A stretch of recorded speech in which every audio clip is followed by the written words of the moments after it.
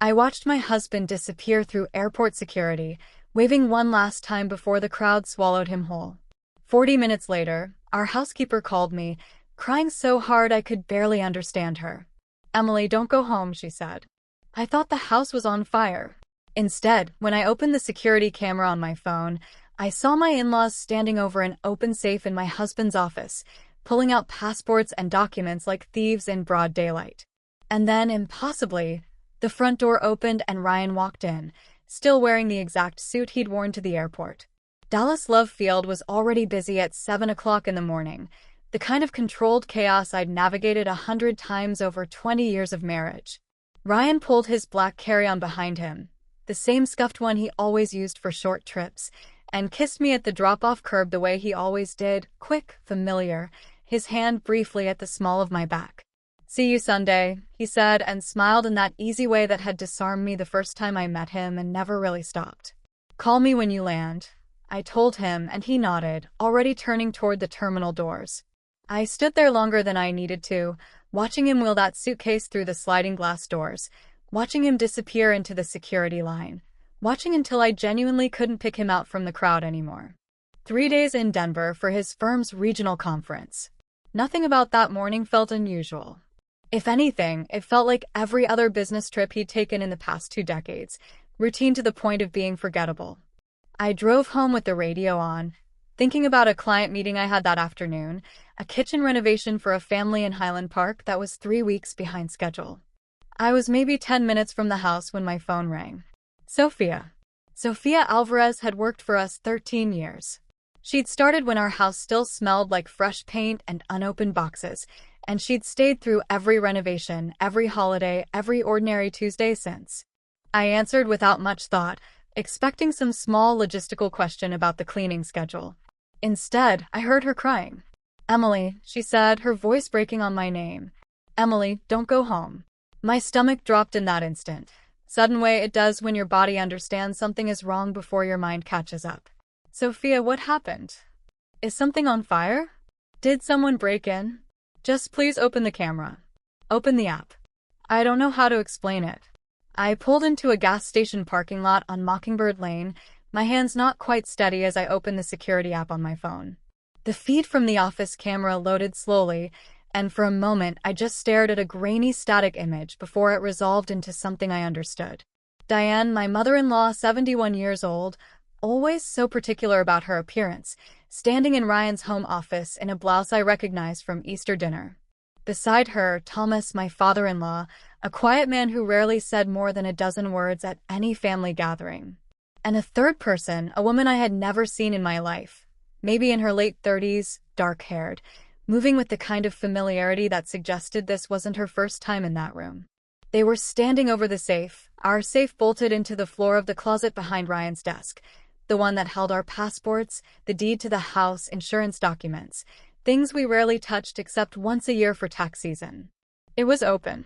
Diane was handing folders to the woman I didn't recognize. Thomas was holding what looked like our passports, flipping through them like he was checking something specific.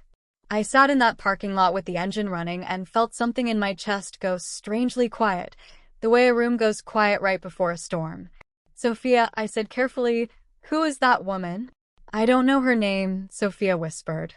"I've never seen her before either. I was in the laundry room when I heard them come in. I didn't know what to do. I called you first." I watched the screen, waiting for some explanation to present itself. Some innocent reason my in-laws would be going through our safe with a stranger while my husband was 30,000 feet in the air. None came. What came instead, a few seconds later, was the sound of the doorbell through my phone's speaker, tinny and distant. And I watched the woman on screen turn and hurry toward the front hallway to answer it. The door opened, and Ryan walked in.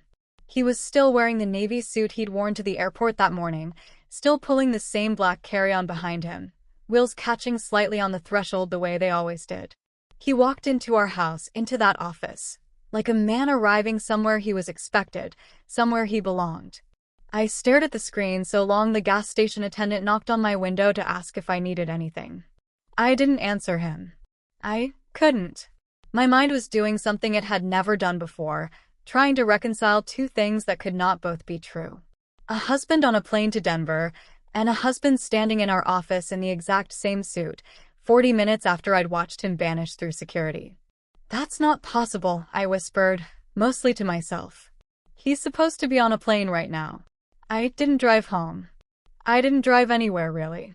I just sat in that gas station parking lot with the engine idling, watching my own house through a 4-inch screen like it belonged to strangers. My first instinct was to call Ryan directly, to demand an explanation, to hear him lie to my face in real time, just so I could catch the exact moment his voice changed. I had the number pulled up, my thumb hovering over the call button, when I remembered Linda Morrison's business card, still sitting in my wallet from a fundraiser luncheon 8 months earlier. I'd taken it as a courtesy that day, never imagining I'd need it. I called her instead. "Don't call anyone," Linda said after I'd explained what I was watching in halting, disbelieving sentences. "Not him, not his parents, not anyone in that house. Whatever this is, you have the advantage right now, and the second you make a call, you lose it. He's supposed to be in Denver," I kept saying, like repeating it would make it make sense. I watched him go through security. "People cancel flights after security all the time," Linda said, her voice steady in a way that suggested she'd walked other women through exactly this kind of morning before. "Keep watching. Don't do anything yet. Just watch." So I watched. Ryan set his suitcase down in the office and unzipped it without any of the urgency I would have expected from a man supposedly racing to catch a rescheduled flight. The woman, still nameless to me at that point, crossed the room and put her arms around him, easy and familiar, the kind of embrace that comes from repetition, not novelty. Diane, watching them from beside the open safe, smiled and said something I couldn't fully hear through the camera's tinny audio, but I caught 3 words clearly enough. 3 days is enough. I felt those words land somewhere low in my stomach. 3 days, the exact length of the trip Ryan had told me about. Not a coincidence, a plan. Ryan reached into the suitcase and started pulling things out, and my confusion only deepened, because none of it was clothing. No shirts, no shaving kit, none of the things you'd expect from a man packing for a business conference. Instead, there were folders, thick ones bound with rubber bands, a small metal box that looked like it held a spare set of keys, a USB drive in a clear plastic case, documents that, even through the grainy camera feed, I could tell were contracts, multiple pages, official looking. The suitcase had never held clothes at all. "He's using the trip as cover," I said slowly, understanding arriving in pieces like a jigsaw puzzle assembling itself against my will. "This was never about a conference."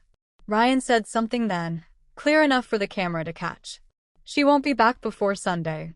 Diane's response was immediate, almost gleeful. "Then we have plenty of time." I sat there feeling the shape of something much larger than an affair beginning to take form, though I couldn't yet see its edges. An affair I might have survived, processing on my own terms, in my own time. This felt different. This felt orchestrated, with dates and props and a suitcase packed specifically to deceive me. And I was only now 40 minutes into it, starting to understand how long it might have been running underneath my ordinary life. My phone buzzed with another call. Sophia again, her voice lower now, more careful, like she was trying not to be overheard, even though she was speaking to me from somewhere outside the house.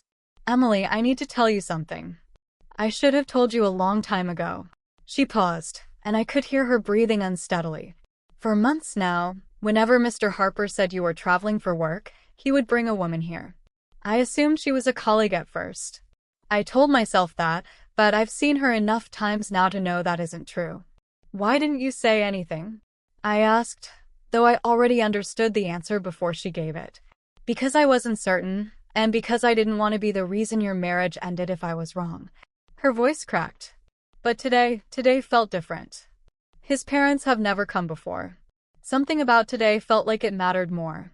I told her she'd done the right thing, that none of this was her fault, and I meant it, even through the fog of everything else crowding my thoughts. Sophia had 13 years of loyalty behind her, and she'd chosen, in the moment it counted most, to protect me rather than stay comfortably uninvolved.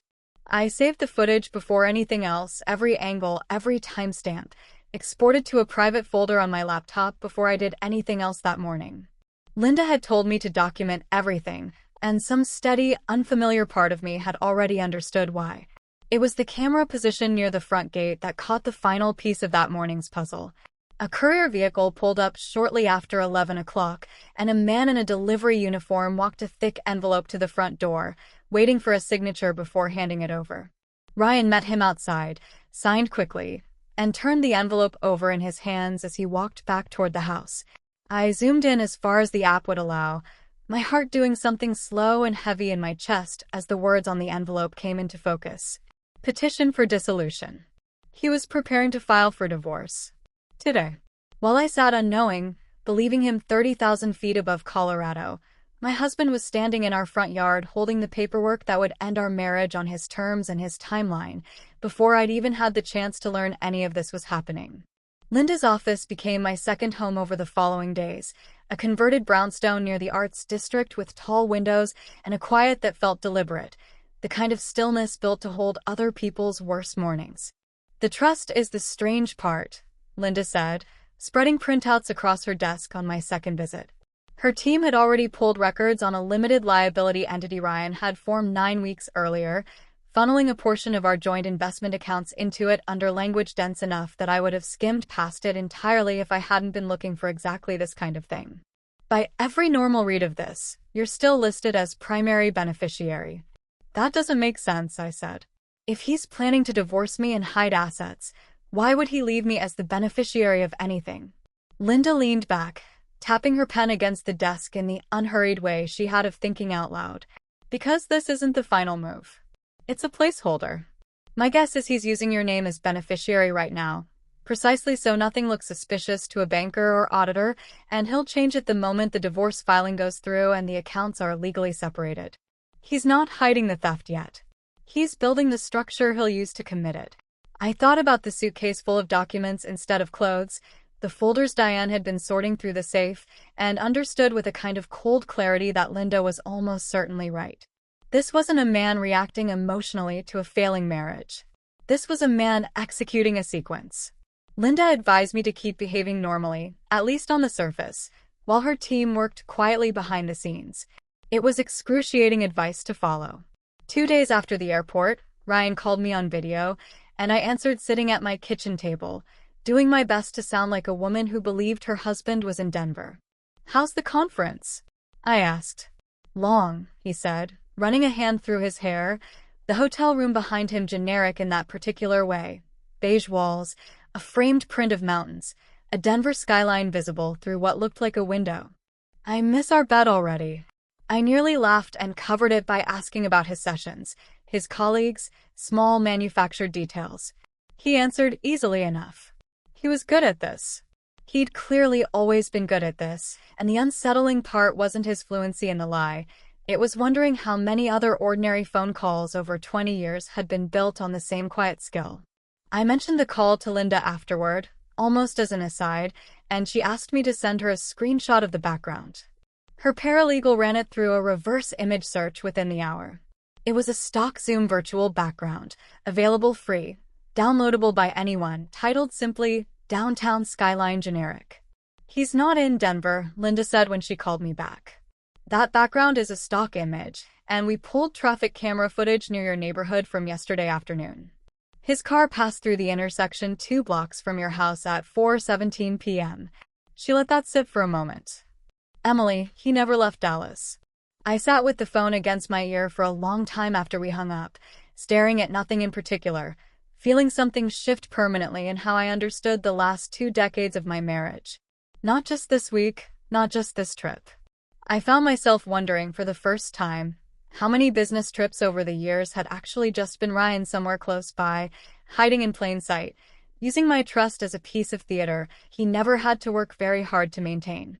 The final piece of that particular puzzle came from an email Linda's investigator found buried in an old, rarely used account of Ryan's, one he'd apparently forgotten I still technically had partial access to from years earlier, back when we'd shared a family calendar system for scheduling.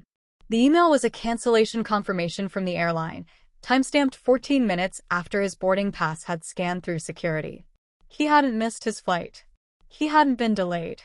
He had walked through the security checkpoint I'd watched him disappear behind, waited long enough to be sure I was gone, and then canceled the ticket and walked straight back out through an exit near the far end of the terminal.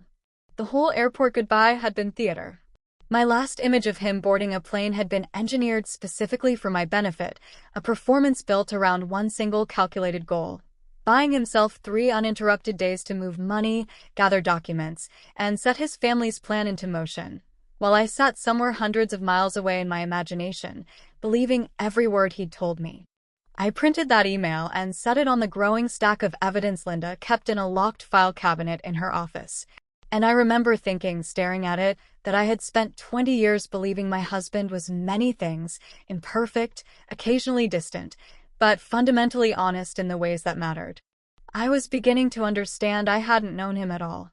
The financial trail, once Linda's forensic team started pulling threads, unraveled faster than any of us expected, and further back than I'd ever have guessed on my own. Over the preceding 11 months, Ryan had sold off a significant block of shares from a joint brokerage account we'd built together since our early 30s, money I'd always assumed was simply growing quietly in the background the way it had for 2 decades.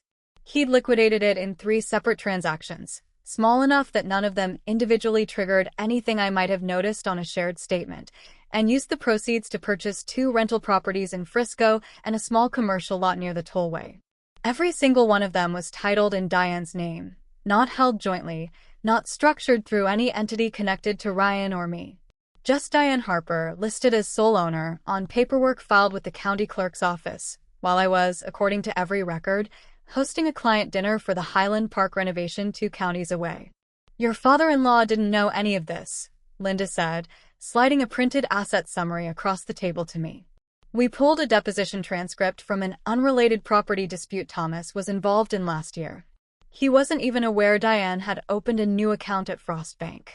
If he doesn't know about a checking account, he almost certainly doesn't know about 11 months of real estate acquisitions." I thought about Thomas at Easter, quiet as always, passing the mashed potatoes and asking Ryan polite questions about the Cowboys draft picks. A man who trusted his wife enough not to ask what she did with her afternoons. It was strange, feeling something close to pity for him in the middle of my own unraveling. Natalie, I finally had her name by then, pulled from a hotel reservation Linda's investigator had traced, was unraveling something of her own, though I didn't know it yet. Sophia mentioned it first in one of our now regular hushed phone calls. "She's different lately," Sophia said. "Quieter." I heard her ask him once why they never go anywhere together in public. Why it's always this house, always late at night, never a restaurant, never anywhere someone might see them. Ryan, according to what little Sophia overheard, always had an answer ready. Business associates, reputational concerns, the kind of vague, plausible-sounding excuses that work perfectly well on someone who wants desperately to believe them. But cracks don't stay hidden forever, not when someone's paying close enough attention. Sophia told me that the week before, Natalie had been in the kitchen while Ryan took a call, and she'd noticed the account name on the caller ID flash briefly across his screen when he set the phone down. A joint account. My name still listed beside his. Natalie apparently hadn't said anything that day, but something had clearly shifted in her posture around the house. After that, Sophia described it as the difference between a woman who felt secure in a home and a woman who'd started quietly counting the exits. The call came to me directly 4 days later. An unfamiliar number. A voice tight with something I recognized immediately because I'd been carrying the same feeling myself for over a week. "Emily," she said. "This is Natalie. I think you and I need to talk." Her voice caught. "I think we've both been lied to. We didn't meet that day." I wasn't ready, and I told her so honestly. And to her credit, she didn't push. But in that short conversation, careful and halting on both ends, I learned that Ryan had told her months earlier that our divorce was already finalized, that the marriage had ended quietly the previous year, that I'd moved on, that our continued appearances together at family functions were simply for optics, for his aging parents' sake, nothing more. "He said you two barely spoke anymore," Natalie told me. "He said it was amicable. He said you understood." I sat with the phone against my ear in my parked car outside Linda's office, feeling something twist in my chest that wasn't quite anger and wasn't quite grief, something closer to disbelief at the sheer architecture of what Ryan had built, an entire second reality, detailed enough to survive months of scrutiny, constructed for an audience of exactly one woman who had no reason not to believe him. "I didn't know," Natalie said quietly, and I believed her, the same instinctive read I'd get days later sitting across from her in person. I need you to know I didn't know. Before we hung up, she said one more thing that stayed with me longer than almost anything else from that call. He never lets the account statements come to the house when I'm there. I used to think that was normal. I don't think that anymore. I closed my eyes in that car for a long moment after the call ended, understanding that whatever else Ryan Harper was, he was also remarkably consistent, careful, controlled, methodical, in ways that had clearly served him well for a very long time, right up until two women on opposite ends of his deception had finally started comparing notes. We met the following week at a quiet cafe in Addison that neither of us had any history with, neutral ground for a conversation that had no precedent either of us could draw on. Natalie was already seated when I arrived, and she stood halfway when she saw me, an instinct toward courtesy that seemed at odds with everything she must have been feeling. She was younger than me by several years, striking in an understated way, dressed like a woman who'd built a career on precision, an architect, Sophia had told me, and I could see it in the careful way she'd arranged her folder of papers on the table before I'd even sat down. I wasn't sure you'd come, she said. I almost didn't. I sat across from her, and for a moment neither of us spoke, two women measuring each other across a small round table, each trying to determine how much of the other's pain was real and how much might still be performance. I decided quickly it wasn't performance. Grief has a particular quality that's difficult to fake, and Natalie's was written plainly across her face. She slid the folder toward me without preamble. Email printouts, text message screenshots, a hotel confirmation from 8 months earlier. I want you to see everything, she said. I don't want to hide anything from you. I think I've had enough of things being hidden from me. We went through it methodically, the way Linda and I had gone through evidence for the past 2 weeks, except this time the exercise felt less like building a case and more like two people piecing together the true shape of a lie they'd each only seen half of. Ryan had told Natalie our divorce was finalized 14 months ago. He told me, that same period, that business was simply demanding and travel was unavoidable. Two timelines running in parallel, each engineered to keep its intended audience calm and uninformed. Diane told me something once, Natalie said, her voice dropping. At dinner, maybe 5 months ago, she said, you'll be part of this family soon enough. We just need to handle a few things first. She looked up at me. I thought she meant the wedding. I actually thought she was talking about wedding planning. I felt something hollow open in my chest, not for myself this time, but for her, for the version of Natalie who had sat at that dinner table believing she was being welcomed into a family, when in reality she was being managed, positioned, kept patient while the actual machinery of Ryan's plan moved forward without her. I'm not your enemy, she said quietly, and I told her I already understood that and meant it. Whatever anger I still carried, and there was plenty of it, none of it belonged to the woman sitting across from me, holding out evidence with hands that wouldn't quite stay still. She told me more that afternoon. Small details that individually seemed insignificant, but together painted a portrait of a relationship built entirely on management. Ryan never introduced her to anyone outside his immediate family. He always paid in cash when they went anywhere public. He'd asked her twice to sign documents she didn't fully understand, framing them as routine, nothing to worry about, just business formalities tied to some property transaction. That detail, more than any other, made my pulse quicken. I called Linda that evening, and 2 days later she confirmed what I'd already begun to suspect. One of the documents Natalie had unknowingly signed, believing it to be a standard witness signature on a business form, was actually a notarized affidavit supporting a property transfer, the same Frisco rental property Ryan had purchased under Diane's name months earlier. Natalie's signature had been used to lend legitimacy to a transaction she had no real understanding of, her trust weaponized just as thoroughly as mine had been, only in a different direction. Worse still, Linda's forensic examiner flagged something else buried in the paperwork tied to our house, a digital signature on a preliminary transfer document dated 3 weeks earlier that was supposed to be mine. I had never seen that document. I had never signed anything electronically related to our house that entire year. He's preparing to transfer the house, Linda told me over the phone, her voice carrying the particular steadiness she reserved for the moments that mattered most. Probably into the same structure as the other properties. If this had gone through before you found out any of this, Emily, you could have lost your home without ever having agreed to give it up. I sat with that for a long moment after we hung up, staring at the muted television in my temporary apartment, thinking about 20 years of mortgage payments and renovations and holidays hosted within those walls, nearly stolen out from under me with a forged signature I would never have thought to question. The final development that week came from an unlikely source. Sophia called late on a Thursday night, her voice carrying a different kind of urgency than before, not fear this time, but something closer to disbelief. "Emily," she said, "Thomas overheard them, Diane and Ryan, talking in the kitchen this afternoon. He didn't say anything to them, but he came and found me afterward. He looked like a different man." She paused. "I think he's starting to understand what his wife has actually been doing." The deposition took place in a conference room downtown, the kind with a long table and a court reporter set up quietly in the corner, her fingers already resting over the keys before anyone had said a word worth recording. Ryan arrived looking composed, almost relaxed, in a gray suit I recognized from countless client dinners over the years.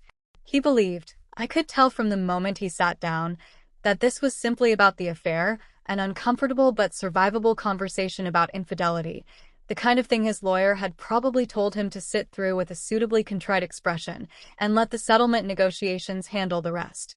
He had no idea how much we actually knew. Linda began methodically, the way she'd built every part of this case, laying groundwork before revealing anything that mattered. She asked about the Denver trip. Ryan described the conference in convincing detail, sessions he'd apparently researched well enough to discuss specific speaker names and panel topics. "And you flew back Sunday as planned?" Linda asked. "That's right." Linda slid a single sheet of paper across the table. The airline cancellation confirmation, timestamped 14 minutes after his boarding pass scan. I watched something flicker behind Ryan's eyes, quick and involuntary, a man recalculating in real time. "That must be an error," he said. "We also have traffic camera footage placing your vehicle 2 blocks from your house that same afternoon." Linda continued unhurried, sliding a second document across the table. "And a Zoom call you made to your wife from what our investigator confirmed is a stock virtual background, not an actual hotel room in Denver." Ryan's attorney leaned toward him, whispering something I couldn't hear. Ryan's jaw tightened. "This is a misunderstanding," he said, but the confidence had thinned considerably. Linda wasn't finished. Bank records came next. The trust formation, the Frisco properties titled under Diane's name, the commercial lot near the tollway.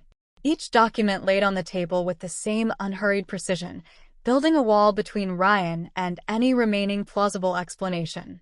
Then came the forged signature on the house transfer document, magnified on a printed comparison beside an authentic sample of my handwriting from a notarized will we'd filed years earlier. The difference, once you knew to look for it, was obvious.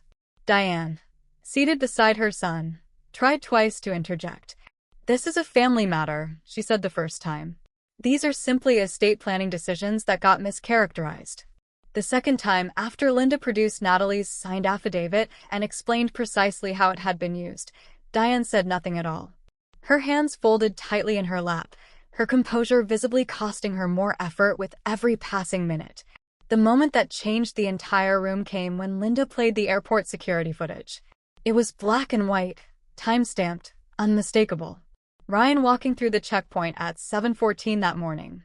Ryan standing near a bank of seats for several minutes, checking his phone. And then, at 7:26, Ryan walking calmly toward a service corridor near gate C-141, used primarily by airport staff, and exiting through a door that led back toward ground transportation. 12 minutes. That was the entire span of the lie that had launched this whole nightmare. 12 minutes between disappearing behind security and walking back out a different door entirely, never having come close to boarding a plane.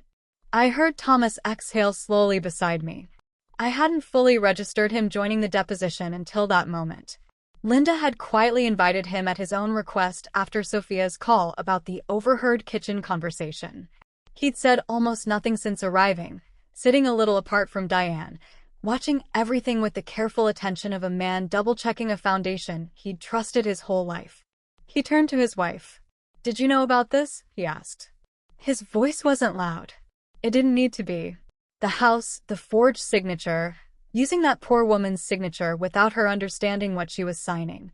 Did you know? Diane opened her mouth, then closed it again. The silence that followed lasted only a few seconds, but it felt considerably longer, stretching across the table like something physical. I was protecting this family, she finally said. You were stealing from her, Thomas said, nodding toward me, his voice quiet but absolutely without doubt. 20 years, Diane. 20 years she's been part of this family, and you helped him do this to her. Ryan, for the first time since I'd known him, had nothing prepared. No smooth explanation, no easy redirect, no charm to fall back on.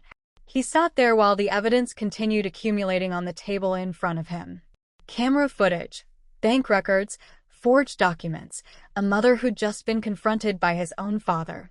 And I watched, with something that felt less like satisfaction and more like exhausted relief, as the last of his control over this story finally slipped away entirely. Linda closed her folder with quiet finality. I think we have everything we need for trial, she said. The trial itself took less time than I expected, largely because there was very little left for Ryan's side to contest. Linda presented the evidence in the same methodical order she'd used in the deposition. The canceled flight, the 12-minute gap on airport security footage, the forged signature, the trust structured around properties hidden under Diane's name, Natalie's affidavit explaining how her own signature had been used without her understanding. The judge, a woman with a measured, unhurried manner that reminded me a little of Linda herself, took 2 days to review everything before issuing her ruling. Every fraudulent transfer was voided. The Frisco properties and the commercial lot near the tollway were returned to the marital estate to be divided under standard community property guidelines, rather than the arrangement Ryan and Diane had spent nearly a year quietly engineering. Ryan was ordered to pay restitution for the liquidated brokerage funds with interest, along with a substantial share of my legal costs, the judge noting for the record what she called a sustained and deliberate pattern of financial fraud, compounded by the exploitation of a third party's trust for the purpose of validating fraudulent documents. Diane's role didn't end quietly in a courtroom either. Because her name appeared directly on the falsified property titles, and because of testimony establishing her active participation, the judge referred the matter to the district attorney's office for further review regarding potential asset concealment charges. Whatever happened next for Diane, it would happen in a different courtroom, on a different, harder day. Thomas found me in the hallway after the ruling alone, without Diane beside him, for what I understood by then was becoming a permanent condition. He looked older than he had even a month earlier, the kind of aging that happens all at once when a lifetime of careful assumptions collapses under new information. I spent 46 years thinking I knew my wife, he said. I'm sorry, Emily, for all of it. For never once thinking to ask the right questions. I told him what I believed to be true, that some deceptions are built specifically so the people closest to them never see the seams. He nodded slowly, shook my hand rather than embracing me, and walked away with the particular posture of a man learning to carry something heavy for the first time in his life. Natalie, I learned through a brief, kind email a few weeks later, had moved out of state entirely, taking a position at an architecture firm in Seattle. She thanked me for believing her, for not treating her as an enemy when she'd handed me every piece of evidence in that folder without hesitation. I never heard from her again after that, and some part of me hoped that meant she'd genuinely found the clean start she deserved. As for Sophia, I'd been planning this since the week after the deposition, quietly working with Linda's office to arrange it without her knowledge. A small townhouse, not far from her daughter's place in Oak Cliff, modest and well-kept, with the mortgage paid off entirely before the keys were ever handed to her. When I gave them to her, she stood in my kitchen holding them like she wasn't sure they were real. Emily, this is too much. It's not nearly enough, I told her, and I meant every word. You called me before anyone else that morning. You didn't have to. 13 years, Sophia, and you never once had to choose my side over the easier, quieter option of staying out of it. I don't know what the last 2 months would have looked like without you. She cried for a long time in my kitchen that afternoon, and I cried with her. And it was the first time in weeks that crying had felt like something other than grief. 3 months after the ruling, I drove out to Dallas Love Field alone to pick up a friend visiting from Houston. I took the same route I'd taken that morning with Ryan, past the same gas station where I'd first opened that camera app with shaking hands, past the same stretch of road where an entire life had quietly come undone in the space of 40 minutes. I noticed driving that familiar route that I wasn't thinking about the kiss at the curb anymore, the easy see you Sunday that had turned out to mean nothing at all. What I thought about instead was Sophia's voice on the phone, breaking, urgent, choosing honesty over comfort in the moment. It would have been so much easier to stay quiet. That was the moment that actually mattered, not the goodbye, the phone call that came after it. I've come to understand, looking back on everything that followed, that the day I thought my life fell apart was actually the day it finally became honest. I spent 20 years married to a story I never got to help write. What came after, however painful, however long the fight took, was finally completely my own.